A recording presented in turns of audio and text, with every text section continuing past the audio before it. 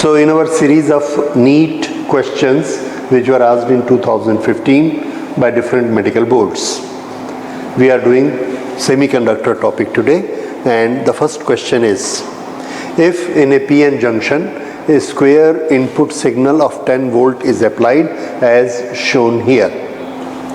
ये हमारे सर्किट का इनपुट है और ये इनपुट का सिग्नल है।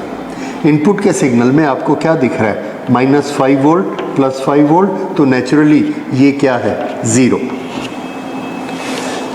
इधर का सिग्नल पॉजिटिव है, इधर का सिग्नल नेगेटिव है। अब हम इसको भेज रहे हैं। अब ये तो इसकी न्यूट्रल लाइन है जो कि अर्थ की हुई रहती है 0। ये जिस पर ये सिग्नल जा रहा है वो ये वाली लाइन है। तो इस पर जब सिग्नल जाएगा तो बीच में कौन सा सेमीकंडक्टर डिवाइस है? This is a diode. तो हमारा पहला टेस्ट क्या है कि हम इसको देखकर पहचानते हैं कि नहीं। तो हमने पहचान लिया, ये क्या है? डायोड। अब हमको डायोड की कैरेक्टरिस्टिक याद है कि नहीं? तो डायोड की कैरेक्टरिस्टिक ये होती है कि ये पॉजिटिव बाइसिंग पर जाने देता है और नेगेटिव बाइसिंग पर करंट को नहीं जाने देता। तो ये इसमें से किस सिग्नल को जाने देगा और किस सिग्नल को नहीं जाने देगा? इसका वोल्टेज कितना माना जाता है? 0। ओके, इस टाइम पर ये जैसे ही ये आगे बढ़ेगा और इसमें जाएगा, यहाँ पर इसको वोल्टेज कितनी मिलेगी? +5। जब ये +5 होगा तो इसको अलाउ करेगा। उस समय इनके बीच में हमारा इनपुट कितना आ जाएगा? +5। इतनी देर तक +5 आया, +5 +5 +5। ओके, उसके बाद फिर से सिग्नल कितना आ गया? -5। और जब -5 यहाँ पर आता है तो ये अलाउ नहीं करता। उस समय ये क्या शो करेगा? 0। अब इस पूरे टाइम को देखिए, जब ये सिग्नल जाता है -5 तो ये क्या शो करता है? 0 आउटपुट, 0 आउटपुट, 0 आउटपुट। यहाँ पर जैसे ही ये वाला टाइम आता है, टाइम, उस टाइम में ये क्या शो करेगा? +5 +5 +5 +5 +5 +5। और फिर जब -5 आता है तो ये अलाउ नहीं करता, तो क्या शो करता है? 0। तो हमको क्या मिलने वाला है? थोड़ी देर तक 0, इतनी देर तक 0, फिर +5 और उसके बाद फिर से 0। ये अब हम इसमें देखते हैं 0 +5 0 कौन है? तो ये है 0 -10। ऐसा सिग्नल नहीं मिलता। 0 +10, तो +10 भी नहीं मिलता। क्यों? क्योंकि हमको +5 मिलता है। -5 के लिए हमने ये 0 माना है, प्लस और माइनस के बीच में। और इसका वोल्टेज कितना रहता है? 0। उसके बाद -5 वोल्ट, -5 नहीं है, and this is +5, so this is our right option, +5। पहले कितना गया? 0, फिर +5 इतनी देर तक, उसके बाद फिर से 0। सो 0 +5 -5 नहीं रहेगी। सो this is our correct option, that is option number D. This was question 161 for our record, and now we go to the next question, that is 160. See, this one question is from All India Institute of Medical Science entrance. Whosoever is appearing for AIIMS, remember in the AIIMS the syllabus is much larger. Lot of mathematics is there, and not only simple mathematics but calculus and all other features of mathematics are there. So AIIMS preparation is of course a very high level, and you must have a mastery of mathematics also. Okay, see this question. It says a semiconductor is having electron and hole mobility μn and μp. If its intrinsic carrier density is Ni, okay, what will be value of hole concentration P for which conductivity will be minimum? क्या पूछा जा रहा है हमसे? Concentration of P type, that is Np, for which conductivity will be minimum. Conductivity minimum. Tends to 0। Okay, ये हमसे पूछा जा रहा है। This is our question. और हमको गिवन क्या क्या है? ओके, द मोबिलिटी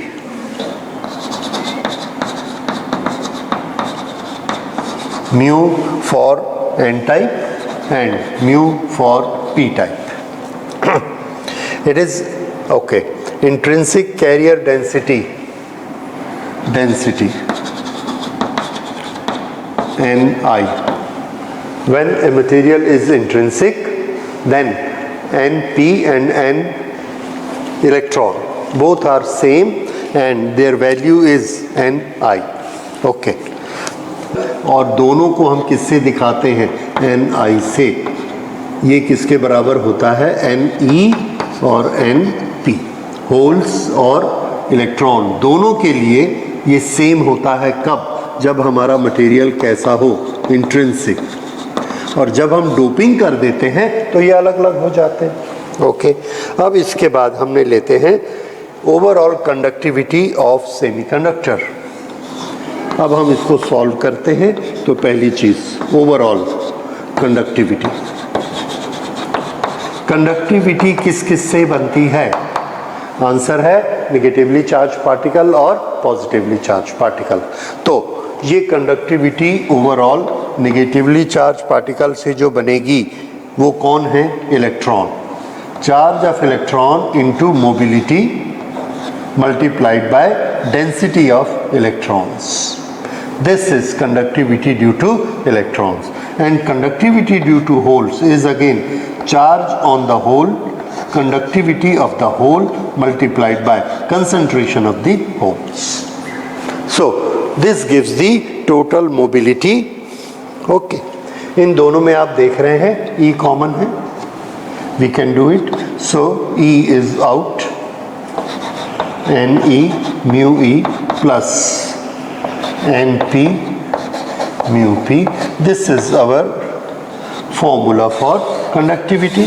Okay, ये हमने कंडक्टिविटी और म्यू पी इसका रिलेशन बनाया, लेकिन हमको रिलेशन कंडक्टिविटी और म्यू पी का चाहिए, और सॉरी कंडक्टिविटी और एनपी का चाहिए।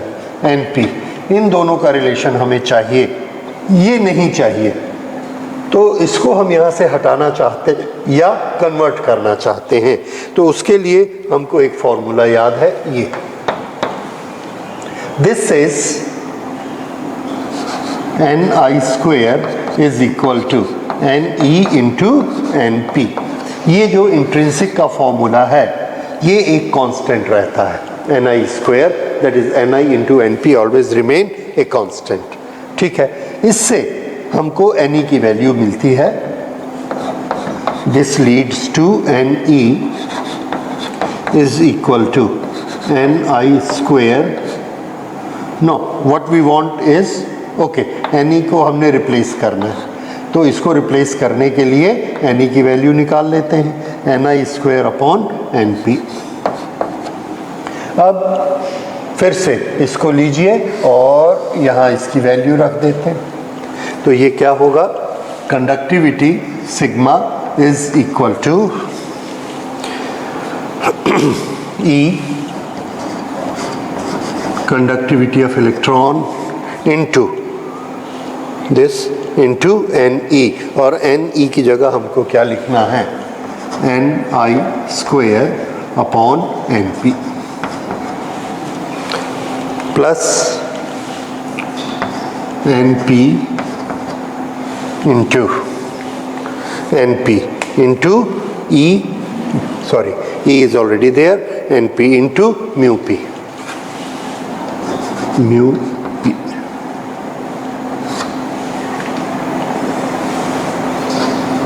ओके, ये आ गया, राइट।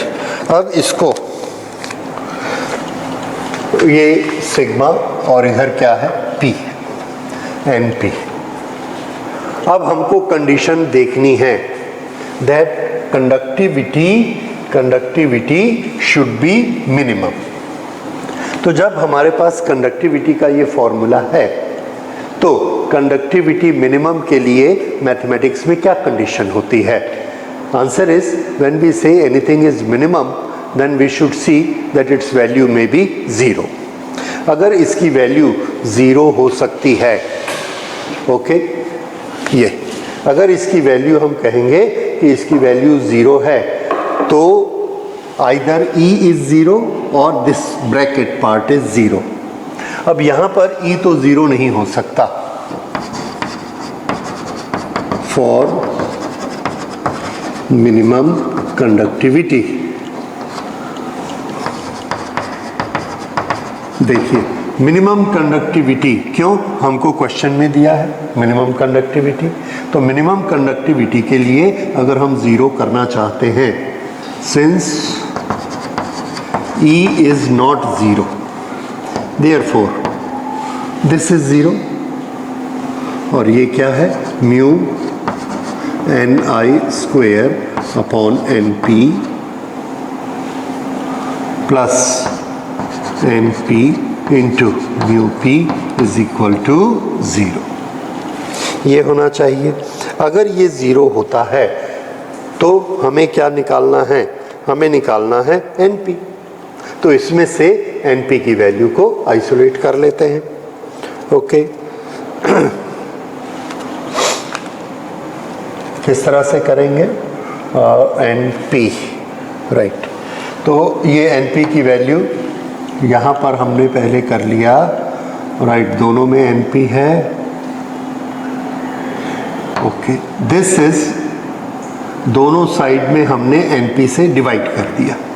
अगर np से डिवाइड किया तो ये क्या बन जाएगा, mu E ni square upon np square plus इसको np से डिवाइड करिए म्यू p, इसको np से डिवाइड करिए 0.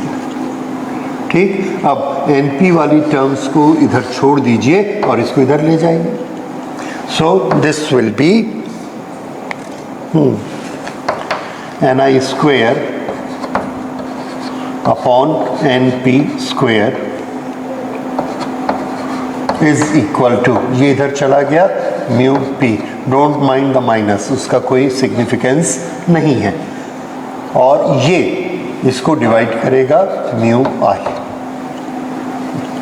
ठीक, तो np स्क्वेयर किसके बराबर हुआ, इसको रिवर्स करिए, np square is equal to, this will become, okay,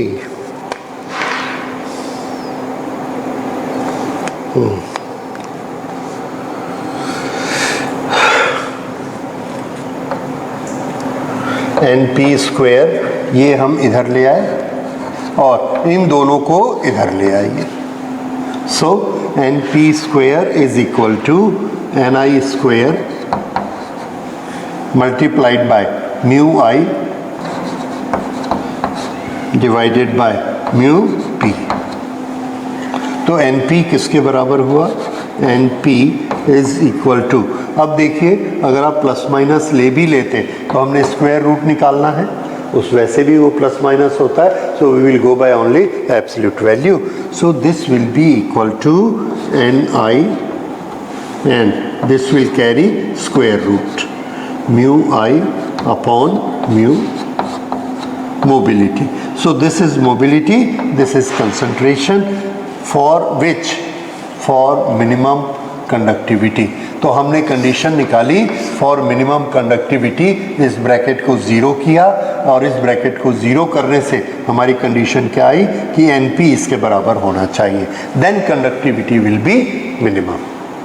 so now we see the answers and we get this answer ni, और ऊपर क्या रहेगा, mu i upon mu p, sorry mu i नहीं है, म्यू i नहीं है, this is mu p mu i e, mu p mu e, right. ni square upon np square is equal to mu p upon mu e. Correct, ये हमने कर लिया. और अगर आप इसे रखना चाहें e एंड p, करेक्ट, ये आ गया. So np square is equal to ni square multiplied by mu e ऊपर और म्यू पी नीचे। ये ई म्यू फॉर इलेक्ट्रॉन है, इसको हम चाहें तो नेगेटिव चार्ज कैरियर के लिए यहाँ पर एन भी लिख सकते हैं। तो इसे हम क्या लिख सकते हैं, ये जो ई है इसे एन भी लिख सकते हैं। तो ये होगा N P is equal to N I mu N upon mu P, negative positive N I, और ये म्यू एन म्यू पी, क्योंकि इन्होंने भी यही नोटेशन यूज़ किया है। And now you see the answer, we are getting it mu N upon mu P, और सामने एन आई आना चाहिए। Yes, that is option number B, mu N upon N I. Okay, this is option number A. A क्यों है ए? इसलिए क्योंकि B में सामने लिखा है एन पी, और हमें एन पी नहीं चाहिए, हमें एन आई चाहिए। Okay, so we get this answer. Okay, so it was a little bit complicated because it is having a lot of mathematics in it. In any case, हमको कौन से फॉर्मूले याद रखने थे? हमको जो फॉर्मूले याद रखने थे वो है Ni is equal to N E N P होता है। दूसरा हमें ये याद रहना चाहिए कि कंडक्टिविटी, कंसंट्रेशन, मोबिलिटी, ये तीनों शब्द क्या होते हैं और इनका आपस में रिलेशन क्या होता है। किसी भी सेमीकंडक्टर में कंडक्टिविटी किसके कारण होती है? निगेटिवली चार्ज पार्टिकल इलेक्ट्रॉन्स और पॉजिटिवली चार्ज पार्टिकल्स होल्स, इन दोनों के कारण मोबिलिटी, इन दोनों के कारण कंडक्टिविटी बनती है। तो कंडक्टिविटी में दोनों का सम रहेगा। अब चूंकि हमको एनपी के साथ रिलेशन निकालना है तो हमने इसमें चेंज कर लिया, और ये जो है नंबर एन ई, इसको एन पी में कन्वर्ट कर लिया यहाँ से, और इसको जब हम यहाँ रखते हैं we get a relation between conductivity and N P. Conductivity और एन पी का हमने रिलेशन निकाल लिया। अब मिनिमम मैथमेटिकल कंडीशन अपने अप्लाई करनी है, तो मिनिमम वैल्यू अगर इसकी ज़ीरो करेंगे तो ये ब्रैकेट क्या होना चाहिए? ज़ीरो। अगर इसको ज़ीरो होना चाहिए तो उसको लेकर इस इक्वेशन को बनाया, और इस इक्वेशन को बनाकर हमने यहाँ चलते चलते एनपी की कंडीशन निकाली, that this is mobility of negative charge particle electron, mobility of positive charge particle, and this is concentration of intrinsic particles. So this is how we have solved it, and it comes to answer number 8. Thank you. The next question is for the concept. The impurity atoms with which pure silicon may be doped to make it a p-type semiconductor. p-type semiconductor में positively charged particle, that is holes, majority charge carrier होते हैं, यानी electrons की deficiency होती है। तो electron को कम करने के लिए जब हम डोपिंग करते हैं, मिक्सिंग करते हैं, तो कैसा मटेरियल उसके साथ कंबाइन करते हैं? आंसर है ट्राईवैलेंट कंबाइन करते हैं, क्योंकि 4 इलेक्ट्रॉन वाले सिलिकॉन को निकाल के उसकी जगह 3 इलेक्ट्रॉन वाला मटेरियल डालेंगे तो एक इलेक्ट्रॉन डेफिशिएंट हो जाएगा।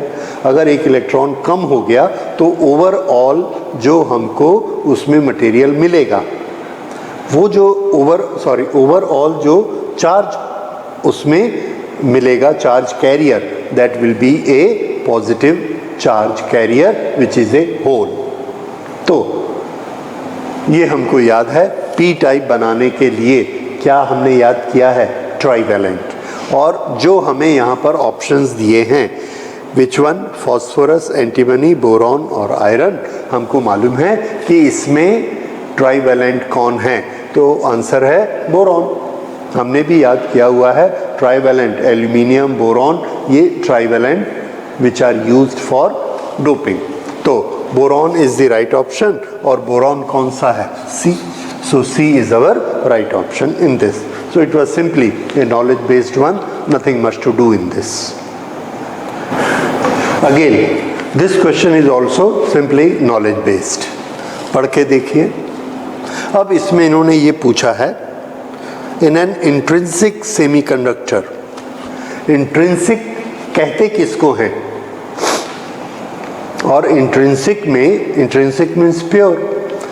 जब सारे silicon, all the atoms are silicon और व्हाटएवर सेमीकंडक्टर इट इज, अगर सब एक ही तरह के सेमीकंडक्टर के एटम्स हैं तो जितने इलेक्ट्रॉन हम बाहर निकालेंगे उतने ही होल क्रिएट होंगे।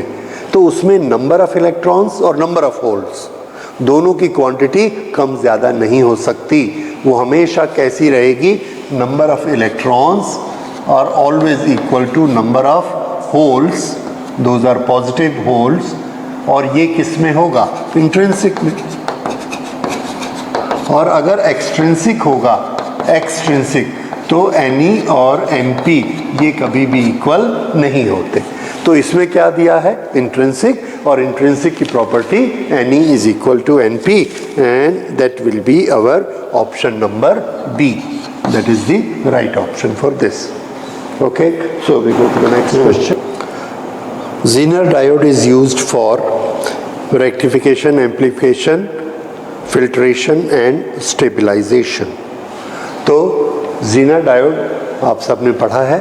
Zener डायोड हमारे किस काम में आता है? To give a stabilized voltage output, to regulate the voltage. तो चॉइस हो गया out of this 4 which is the right option, that is option number D, stabilization. तो अगर आपको Zener डायोड याद नहीं है, Zener डायोड का टॉपिक देखिए, उसका लेक्चर देखिए, इट इज़ देयर। ओके, तो ये किसको स्टेबलाइज करता है? वोल्टेज को स्टेबलाइज करता है। और बाकी जो तीनों चीज़ें हैं, ओके, थोड़ा सा इसको भी देख लीजिए। रेक्टिफिकेशन कौन करता है? Answer diode. एम्प्लीफिकेशन कौन करता है? That is transistor. और फिल्ट्रेशन कौन करता है? That is capacitor. तो स्टेबलाइजेशन कौन करता है? That is Zener diode. So that is the our option. Okay, so see this question. It says in a transistor the value of beta is 100. Beta क्या होता है? Beta is current amplification AC. When we are using ammeter, that is the common ammeter configuration, then amplification of current, that is beta, is equal to 100 given. Okay, now when we are using that common base, we are having a current amplification. That amplification we call alpha. Okay, now alpha हमें निकालना है। Beta हमको दिया है 100 और alpha हमको निकालना है। That means there must be certain relation between beta and alpha. तो बीटा और अल्फ़ा में क्या रिलेशन होता है? वो इक्वेशन आप सबको याद है, सब ने किया हुआ है, and that is beta is equal to alpha upon 1 minus alpha. इसमें हमने बीटा की वैल्यू रख दी 100।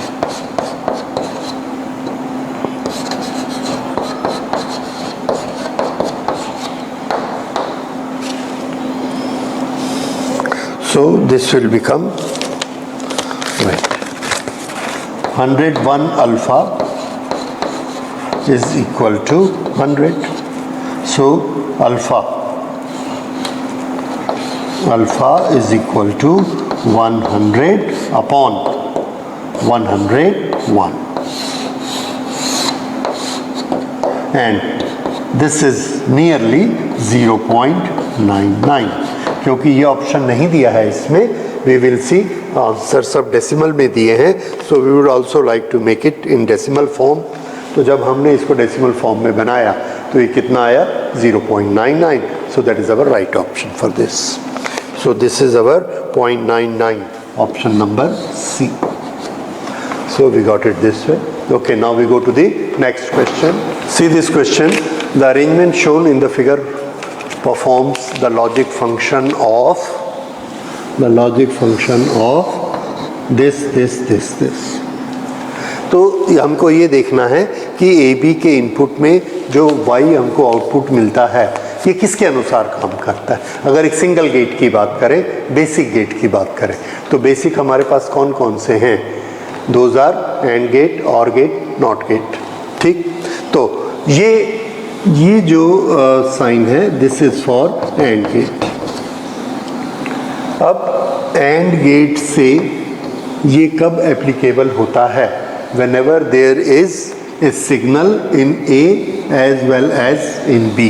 A और B दोनों के पास जब सिग्नल होगा तभी यहाँ पर सिग्नल आएगा, नहीं तो नहीं आएगा।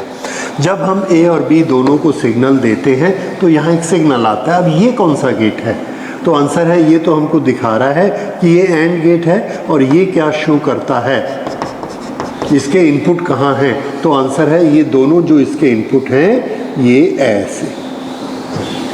अब यहाँ से जब भी सिग्नल इसमें आएगा वो सिग्नल इन दोनों को मिलेगा, और नहीं आएगा तो दोनों को नहीं मिलेगा। अब जब इन दोनों को सिग्नल मिलेगा तो एंड गेट की कंडीशन फुलफिल हो गई। एंड गेट की कंडीशन क्या है कि जब दोनों में सिग्नल आएगा तो आउटपुट देना है, नहीं तो नहीं देना। तो जब ये इनपुट कब देगा, जब इन दोनों में सिग्नल आएगा। इन दोनों में सिग्नल कब आएगा, जब इन दोनों में सिग्नल आएगा। तो ये किसका फंक्शन कर रहा है, एंड का। तो देखिए अगर हम इसमें दोनों में देते हैं तो यहाँ आया और यहाँ आया, ये ऐसा ले लेते हैं, ये पूरा एक यूनिट है। देखिए शुरू करते हैं, 0 0, यहाँ क्या मिला, 0 0 0 A B Y, ओके 0 0। तो ये जो बीच में Y डैश है, यहाँ पर हमने को क्या मिलने वाला है, 0। तो Y भी कैसा होगा, 0। उसके बाद ये हमने लिया 1 0 1। तो अगर इसको 0 1 लेते हैं और ये एंड गेट है तो यहाँ पे क्या आएगा, 0 0। अगर यहाँ पे 0 आएगा तो इन दोनों को 0 मिला तो वहाँ भी क्या आने वाला है, 0। ठीक, अब अगर हम इसको 1 लें और इसको 0 लें, इसको 1 और इसको 0, तो एंड गेट अलाउ नहीं करेगा। फिर से यहाँ पे 0 आया, और अगर ये दोनों 0 हैं तो वो भी क्या होगा, 0। इसलिए ये भी क्या हुआ, 0। अब चौथी सिचुएशन, दोनों को हमने 1 दिया, 1 1, तो एंड गेट क्या करेगा, आउटपुट देगा, एंड हियर विल बी 1। जब ये 1 देगा तो इन दोनों को 1 मिलेगा, और जब इन दोनों को 1 मिलेगा तो फिर से एंड गेट यहाँ पर क्या देगा, 1। तो इसमें इंटरमिटेंट में भी क्या आया, 1, और उधर y में भी हमको क्या मिला, 1। ये आउटपुट है। तो ये हमारा स्टैंडर्ड इनपुट है। इस स्टैंडर्ड इनपुट से हमको ये आउटपुट मिला, और ये आउटपुट किस गेट का है, एंड गेट का। इसलिए ये पूरा गेट किसके बराबर है, एंड गेट के बराबर। This is how you find out. आपको टेबल याद होना चाहिए और प्रॉपर्टीज याद होनी चाहिए। Thank you. Okay, it says when an input signal 1 is applied to a not gate then output is. Not gate की स्पेशलिटी क्या होती है, नॉट गेट का ट्रुथ टेबल आपको याद है, input output, when it is 1 it is 0, when it is 0 it is 1। It will always negate. तो अगर हम इसको 1 दे रहे हैं तो आउटपुट क्या मिलने वाला है, 0। So that is option number B, and that is our right answer. Okay, so we go to the next question. See this question, it says that in a common emitter transistor amplifier the voltage gain is out of these 4. So common emitter configuration में voltage gain उसको याद करते हैं, और हमें याद आता है voltage gain is equal to current gain multiplied by resistance ratio।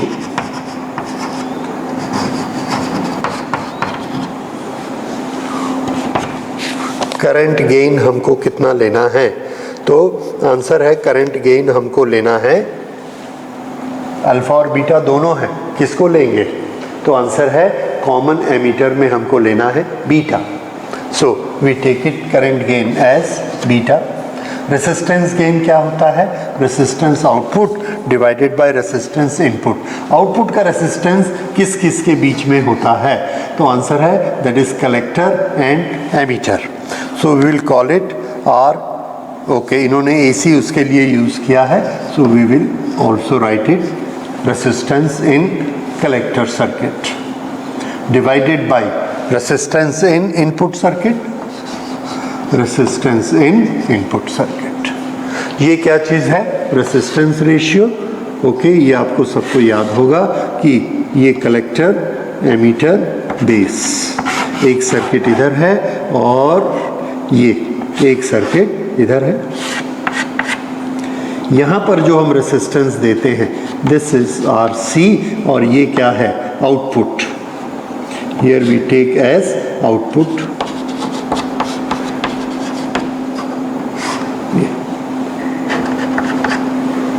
यहाँ पर हम क्या दे रहे हैं? इनपुट। और ये क्या है? Resistance of input. तो करंट का एम्प्लीफिकेशन मल्टीप्लाइड बाय रेसिस्टेंस का ratio, that gives the voltage gain. ये फॉर्मूला सबको याद है। और ये वाला ऑप्शन हमको कहाँ मिलता है? That is option number C। So we do it this way. Thank you. Okay, see this question. It says a change of 0.04 volt take place between base and emitter. तो ये क्या चीज़ है? Delta voltage base emitter. ये हमको दिया गया है 0.04 volt. Okay, अगली चीज़ देखिए। When an input signal is connected to CE, common emitter transistor amplifier, as a result 20 microampere change takes place in the base current. IB में जो चेंज होता है, चेंज IB का चेंज ये कितना है? 20 microampere. This is given. Okay, उसके बाद and a change of 2 milliampere takes place in collector current. IC में जो चेंज होता है that is 2 milliampere, 2 milliampere। Okay, find input resistance. Find, हमें क्या पता करना है? R input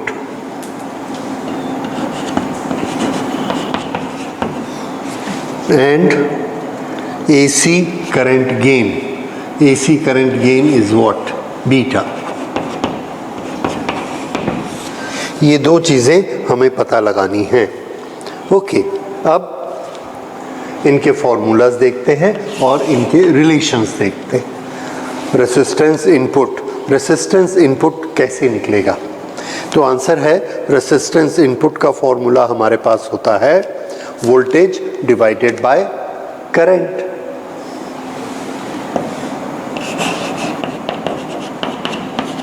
वोल्टेज किसकी? इनपुट। इनपुट की वोल्टेज का नाम क्या है? B। चेंज इन करंट, कौन सी current? Base. Okay, so we get it here.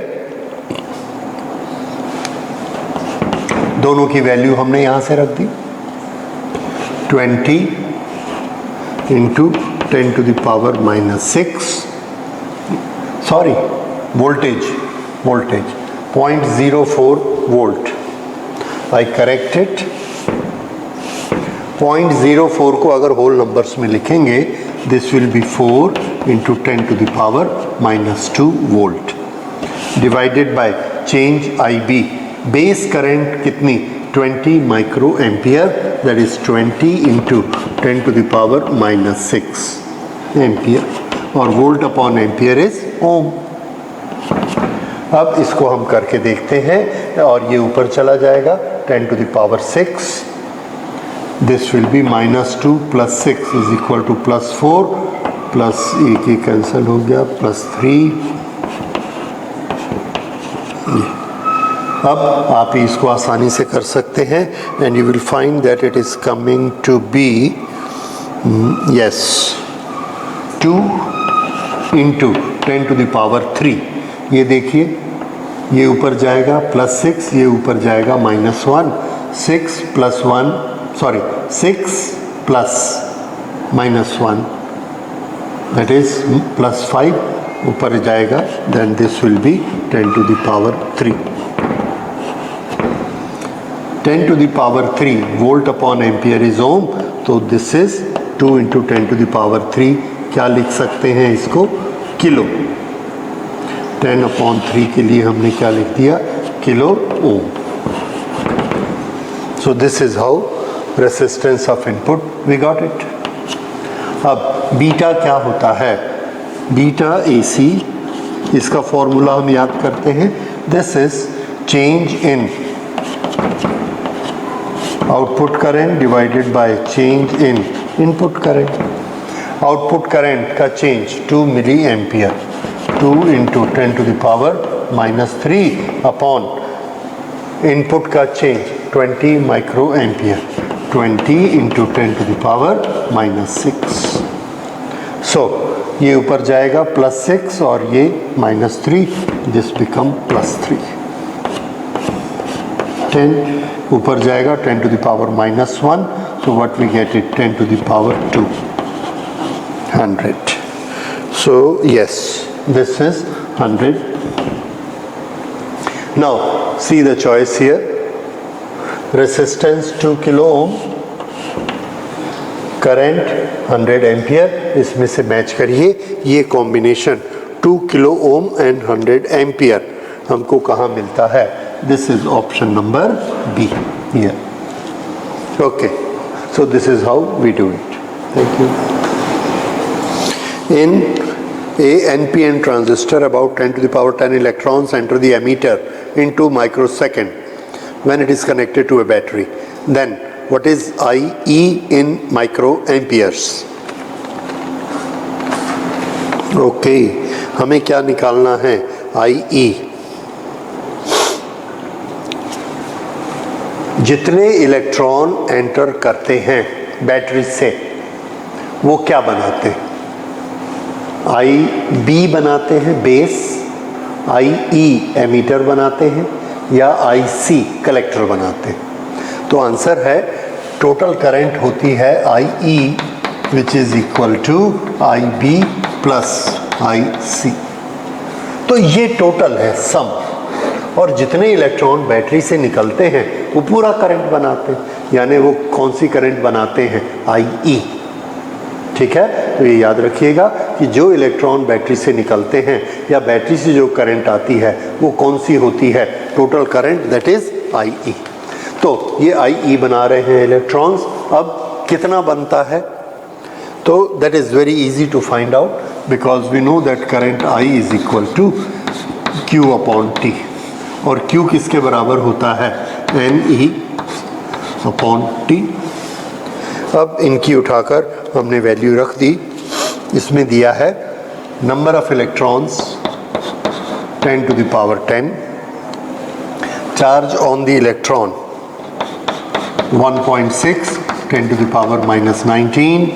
This is to be divided by how much time it takes. Question में देखिए this takes 2 microsecond.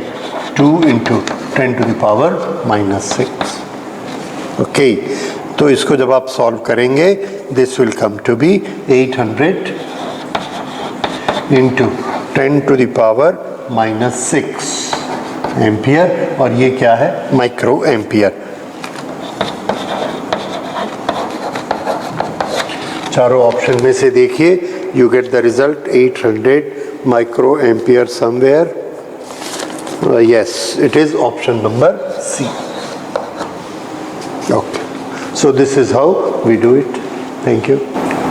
Okay, see the next question. Which gate can be obtained by shorting both the inputs terminals of a NOR gate?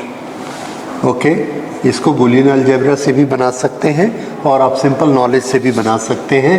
NOR gate, NOR is not after OR gate. This is a NOR gate, not after OR gate. Okay.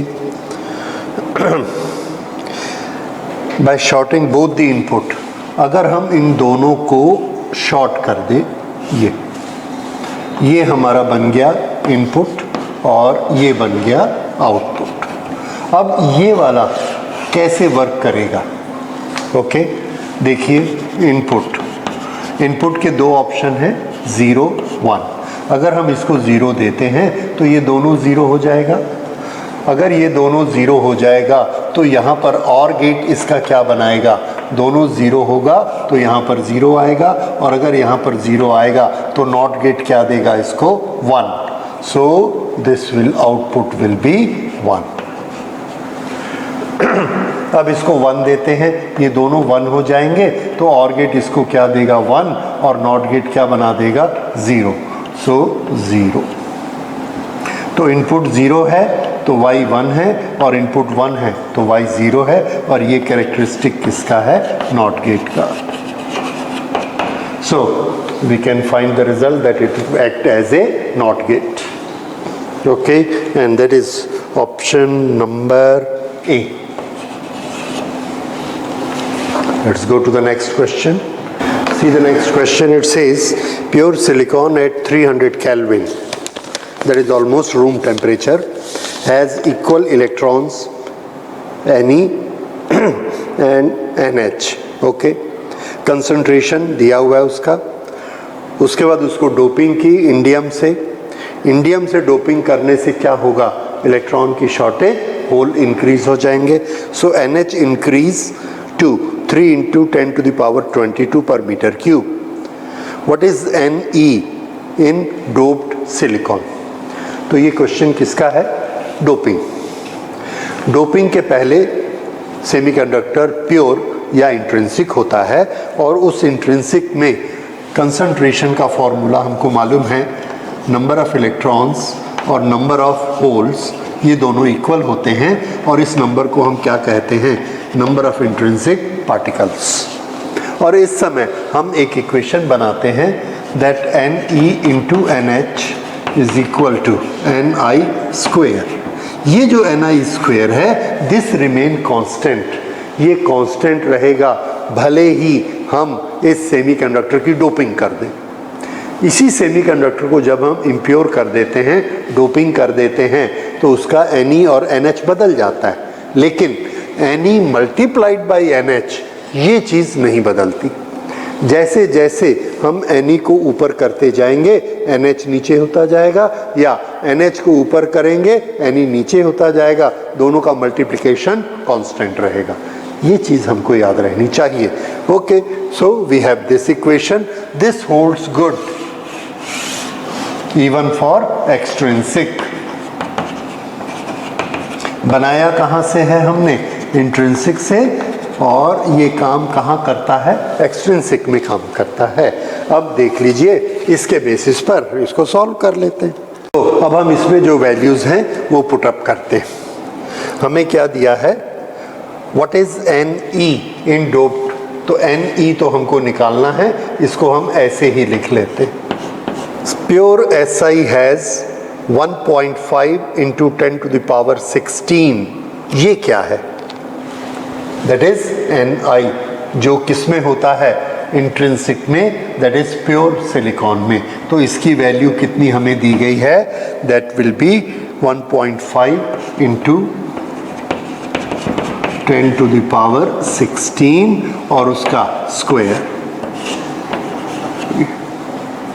This is equal to Ne into NH. Okay, Ne तो हमें निकालना है, और दूसरा है doping by indium. NH increase to 3 into 10 to the power 22. NH की value question से ले ली, एन आई की वैल्यू क्वेश्चन से ली, क्योंकि ये किसकी वैल्यू है, इंट्रिंसिक। इंट्रिंसिक मतलब प्योर, पहले सेंटेंस में दिया। ओके, सो नाउ अब तो ये आसान हो गया। एन ई इन सब का आपस में कैंसलेशन किया, and after cancellation we find it comes to 7.5 into 10 to the power 9। Okay, और इसका यूनिट क्या होता है, this is per metre cube, concentration का so many particles per metre cube. और ये बहुत आसान है, 16 to the 32, 32 में 22 माइनस हो जाएगा, दैट विल बी 10, एक और कैंसिलेशन में काम आ गया, 10 to the power 9, और ये नीचे आएगा, this will come to this way. So this is concentration of electrons, और इसको हमने आंसर के साथ मैच किया, this will match to answer number C. Thank you. Please see the question here. Assume that each diode has shown in the figure has a forward bias resistance of 50 ohm, reverse bias resistance infinite, then what is the current through the resistance 150 ohm? Okay, जब forward biasing होती है तो forward biasing में ये इसका resistance कितना है, equal to 50 ओम, और ये 50 एक एक्स्ट्रा लगा हुआ है इसमें 50।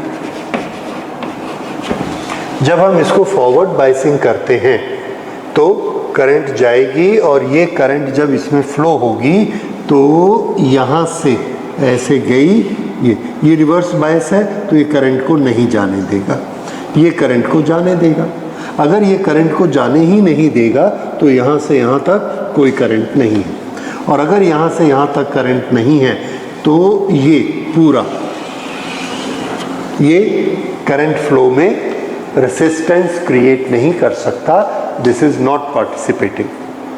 और इसका रेसिस्टेंस कितना है, इन्फिनिटी, यानी ये एयर के जैसा है या नहीं है। तो हमारा सर्किट कैसा हो जाएगा, हमारा सर्किट ऐसे हो जाएगा, ये दिस।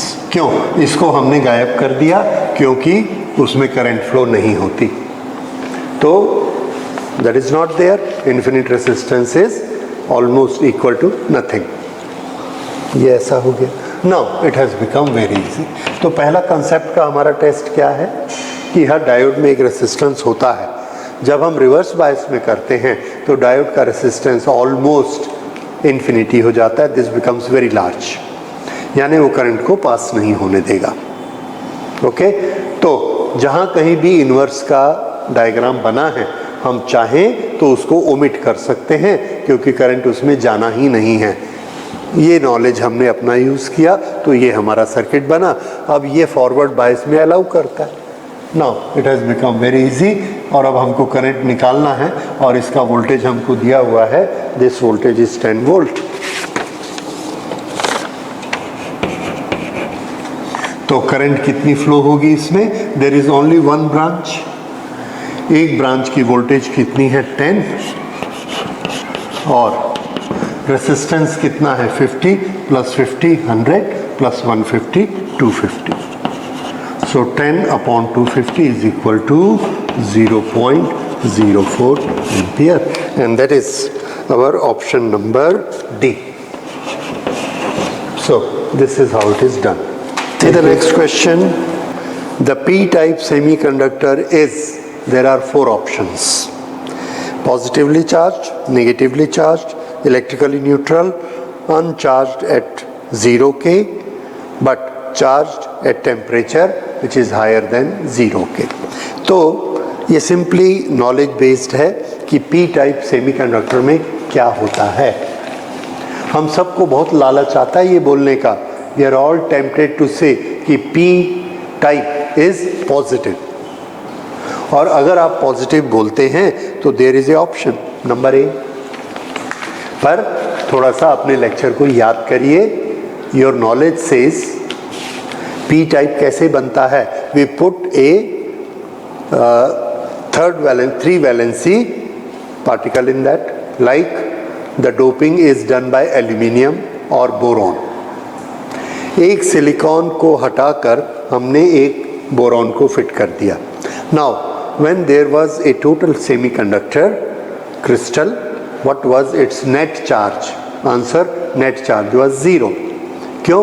जितने इलेक्ट्रॉन हैं उतने ही होल्स हैं, सो नेट चार्ज इज 0. अब उसमें हमने जो एल्यूमिनियम एटम मिलाया, उस एल्यूमिनियम एटम का नेट चार्ज कितना है? तो आंसर है वो आयन नहीं है, एल्यूमिनियम का एटम है, और एटम का नेट चार्ज 0 होता है. तो उसको हमने जब एक 0 चार्ज की चीज़ को 0 चार्ज वाले में मिक्स किया तो टोटल चार्ज कितना हुआ? अगेन 0, पॉजिटिव नहीं होता. सिर्फ क्या होता है, सिलिकॉन की जगह में जब एल्यूमिनियम जाता है तो एल्यूमिनियम में 3 इलेक्ट्रॉन है, so it has a tendency to attract 1 electron to complete its bonding. तो इसलिए वो p टाइप बन जाता है, because it has a tendency to attract 1 electron to complete its octet, to complete its bonding. इसलिए वहाँ पर होल बनता है. लेकिन नेट चार्ज की अगर बात करेंगे, silicon was 0 net charge, aluminium mixed is 0 net charge, so total is 0 net charge. तो याद रखिए, semiconductor whether it is P type और whether it is N type, P type N type दोनों type के सेमीकंडक्टर कैसे होते हैं? Neutral और 0 चार्ज. और उसके बेसिस पर इसमें हमारा आंसर क्या आएगा? Our answer will be C, electrically neutral. Thank you. The current gain of a transistor in common base configuration is 0.96. okay, current gain in common base, that is alpha. okay, this is given 0.96. corresponding to the changes of emitter current 10 milliampere. IE में कितना change हो रहा है? 10 milli ampere.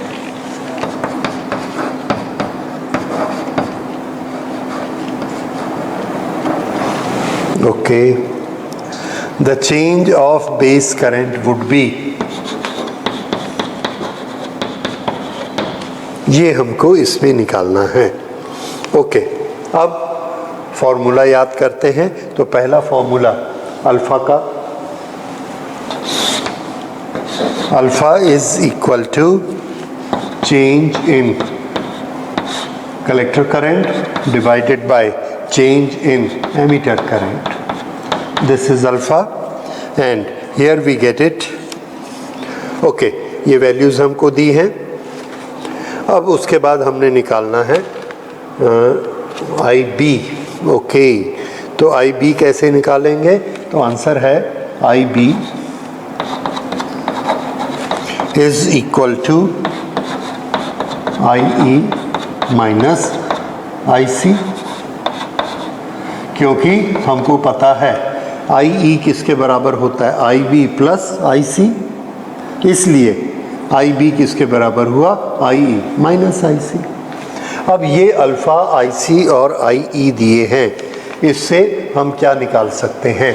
Alpha is given to us, IE is given to us. इन दोनों को multiply करेंगे तो क्या मिल जाएगा? IC. उस IC को यहाँ रखेंगे, IE हमको मालूम है, तो IE माइनस IC करेंगे तो IB मिल गया. अब हम चाहें तो इसको रख कर देख सकते हैं, and in this way this will be 0.96 alpha multiplied by delta IE 10 milli ampere. So IC, this delta IC, this comes to be 9.6 into 10 to the power minus 3. ये IC हो गया. अब इस IC को हम यहाँ रख सकते हैं, और ये कितना है? This is IE. IE की वैल्यू ये, ओके, IE की वैल्यू हमको दी गई है 10 milli ampere. 10 milli ampere. Okay, ये हमने यहाँ मल्टीप्लाई कर लिया था।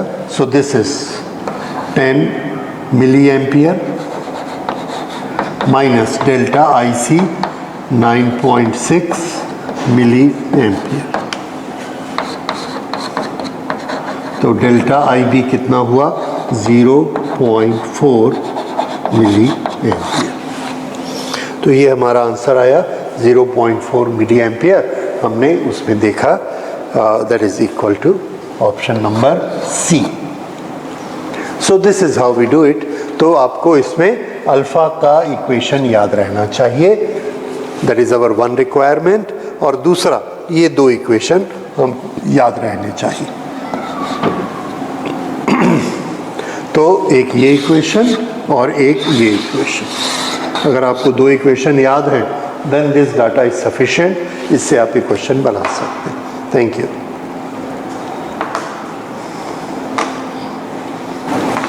Okay, the next question is the liquid crystal phase of matter is called, ये चार नाम दिए। लिक्विड और क्रिस्टल, लिक्विड क्रिस्टल जो रहते हैं उसमें मेसोफेस, जेल, क्रिस्टलाइन लिक्विड और इसमें से कोई भी नहीं।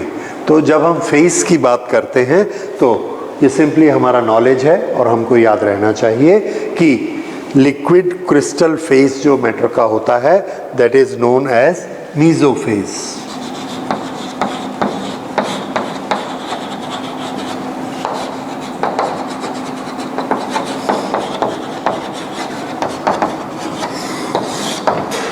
ये आपको याद होना चाहिए।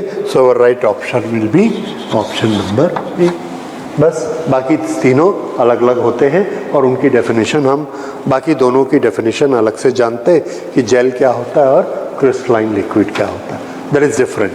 सो liquid crystal state that is mesophase. Thank you. See the next question. An LED is constructed from PN junction based on certain semiconducting material whose energy gap is 1.9 electron volt.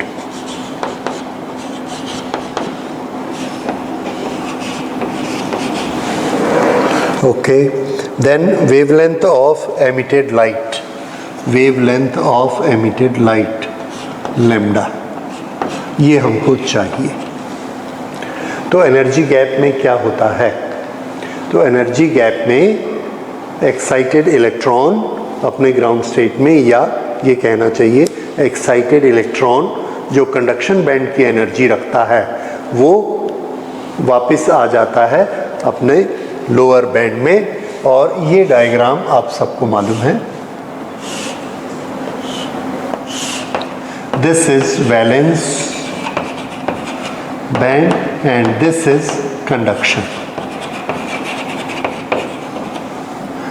Jin electrons के पास conduction करने की energy होती है वो सब यहाँ होते हैं।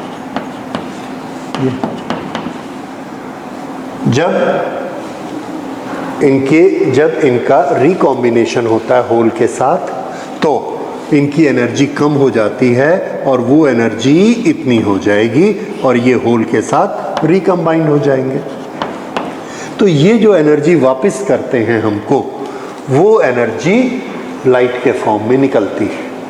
फिर से LED में हमने क्या पढ़ा था कि LED में जब हम इलेक्ट्रिक करंट देते हैं तो जो इलेक्ट्रॉन कंडक्शन बैंड में हैं जिनकी एनर्जी इतनी ज़्यादा है वो वहाँ पर भीड़ हो जाने के कारण, क्राउडिंग के कारण एक दूसरे से रिकम्बाइन होते हैं। कौन? Electron and hole. और जब ये रिकम्बाइन होंगे तो ये जो कंडक्शन की उसकी एनर्जी है इसको ये रिटर्न कर देता है in the form of photons.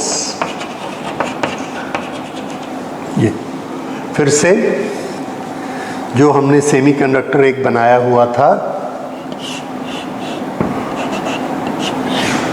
ये यहाँ पर हम करंट पास करते हैं। करंट पास करने से ये जो डिप्लीशन लेयर है यहाँ पर रिकॉम्बिनेशन होते हैं। पूरी डिटेल आपने उसमें देखी हुई है LED के टॉपिक में। जब रिकॉम्बिनेशन होगा तो यहाँ से फोटॉन निकलते हैं। अब इनका और इनका क्या रिलेशन है? ये वाली जो एनर्जी गैप की एनर्जी है, इसके बराबर एनर्जी फोटॉन को मिलती है। और फोटॉन में उस एनर्जी का फॉर्मूला क्या है? hc/λ। ये एनर्जी है किसमें? फोटॉन में। और जो ये एनर्जी किसने दी है? इलेक्ट्रॉन ने। और इलेक्ट्रॉन ये एनर्जी कितनी देता है? Energy gap. ये आपका नॉलेज होना चाहिए कि एनर्जी गैप की एनर्जी ही फोटॉन को मिलती है। Okay, this is photon, this is electron. Electron की ये एनर्जी फोटॉन में ऐसे कन्वर्ट होती है। तो लैम्डा किसके बराबर हुआ? hc/ energy gap. h की वैल्यू हमको पता है, c की वैल्यू हमको पता है, ये दोनों को हम रख देते हैं। सो this is 6.63 into 3 into 10 to the power 8. This is to be divided by energy gap, और एनर्जी गैप हमको ये दिया है 1.9 इलेक्ट्रॉन वोल्ट। इलेक्ट्रॉन वोल्ट किसके बराबर होता है? 1.6 into 10 to the power -19। अब इसको जब हम सॉल्व करते हैं तो हमको क्या मिलेगा? Lambda, and this comes out to be 6.5 into 10 to the power -7। ये आप छोटा सा मल्टीप्लिकेशन करके देख सकते हैं। सो दिस इज लैम्डा। इसकी यूनिट हमने एसआई सिस्टम में कन्वर्ट कर लिया है, तो ये आ जाएगा मीटर। अब अगर आप इसको नैनोमीटर बनाना चाहेंगे then this will be 650 nanometre. अब हम इसके आंसर देखते हैं, तो आंसर सभी मीटर में हैं, तो हम भी इसको मीटर में रखते हैं 6.5, and this matches option number A. So this is our right option for this. Thank you. Okay, the input characteristic of transistor in common ammeter mode in the graph is obtained by plotting a graph between these two characteristics, IB versus IC, IB versus VB, IB versus IC and IB versus VCE। तो थोड़ा सा इसको हम याद करते हैं। क्या निकालना चाहते हैं हम? Input characteristic. इनपुट कैरेक्टरिस्टिक किस किस दो चीज़ के बीच में होती है?